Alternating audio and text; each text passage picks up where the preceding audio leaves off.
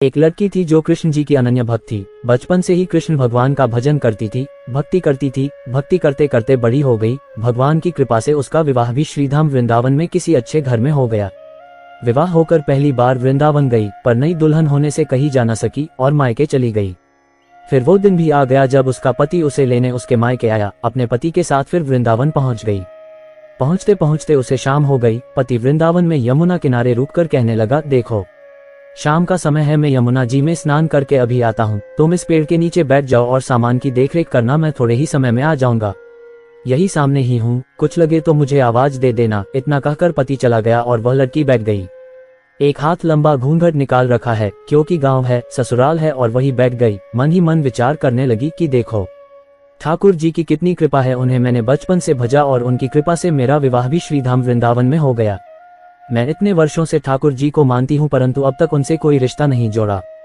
फिर सोचती है ठाकुर जी की उम्र क्या होगी, लगभग 16 वर्ष के होंगे। मेरे पति 20 वर्ष के हैं तो उनसे थोड़े से छोटे हैं, इसलिए मेरे पति के छोटे भाई की तरह हुए और मेरे देवर की तरह। तो आज से ठाकुर जी मेरे देवर हुए। अब तो ठाकुर जी से नया संबंध जोड़कर बड़ी प्रसन्न हुई और मन ही मन ठाकुर जी से कहने लगी, देखो ठाकुर जी, आज से मैं तुम्हारी भाभी और तुम मेरे देवर हो गए। इतना सोच ही रही थी तभी एक 10-15 वर्ष का बालक आया और उस लड़की से बोला, भाभी भाभी।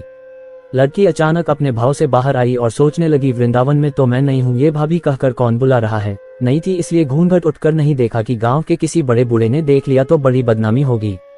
अब वह बालक बार बार कहता पर वह उत्तर न देती। बालक पास आया और बोला, भाभी नेक अपना चेहरा तो दिखाया दे। अब वह सोचने लगी, अरे ये बालक तो बड़ी जिद कर रहा है, इसलिए कस के घूंघट पकड़कर बैठ गई कि कहीं घूंघट उठकर देखन ले। लेकिन उस बालक ने जबरदस्ती घूंघट उठकर चेहरा देखा और भाग गया।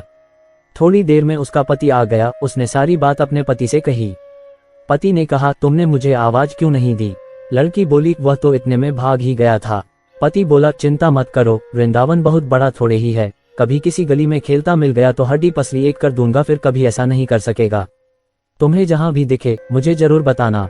फिर दोनों घर गए। कुछ दिन बाद उसकी सास ने अपने बेटे से कहा, बेटा देख तेरा विवाह हो गया, बहू मायके से भी आ गई, पर तुम दोनों अभी तक बांके बिहारी जी के दर्शन के लिए नहीं गए। कल जाकर बहू को दर्शन करा कर लाना। अब अगले दिन दोनों पति पत्नी ठाकुर जी के दर्शन के लिए मंदिर जाते हैं। मंदिर में बहुत भीड़ थी। लड़का कहने लगा, देखो तुम स्त्रियों के साथ आगे जाकर दर्शन करो, मैं भी आता हूँ। अब वह आगे गई पर घूंघट नहीं उठाती। उसे डर लगता कोई बड़ा बूढ़ा देखेगा तो कहेगा, नहीं बहू घूंघट के बिना घूम रही है। बहुत देर हो गई। पीछे से पति ने आकर कहा, अरे बाबली, बिहारी जी सामने है, घूंघट काहे नाय खोले। घूंघट नाय खोलेगी तो दर्शन कैसे करेगी। अब उसने अपना घूंघट उठाया और जो बांके बिहारी जी की ओर देखा तो बांके बिहारी जी की जगह वही बालक मुस्कुराता हुआ दिखा। उसे देख वह एकदम से चिल्लाने लगी, सुनिए, जल्दी आओ, जल्दी आओ।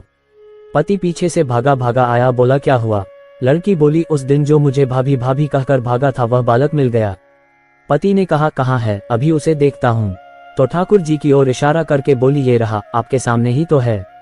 उसके पति ने जो देखा तो अवाक रह गया और वही मंदिर में ही अपनी पत्नी के चरणों में गिर पड़ा। बोला, तुम धन्य हो, वास्तव में तुम्हारे हृदय में सच्चा भाव ठाकुर जी के प्रति है। मैं इतने वर्षों से वृंदावन में हूँ, मुझे आज तक उनके दर्शन नहीं हुए और तेरा भाव इतना उच्च है कि बिहारी जी के तुझे दर्शन हुए।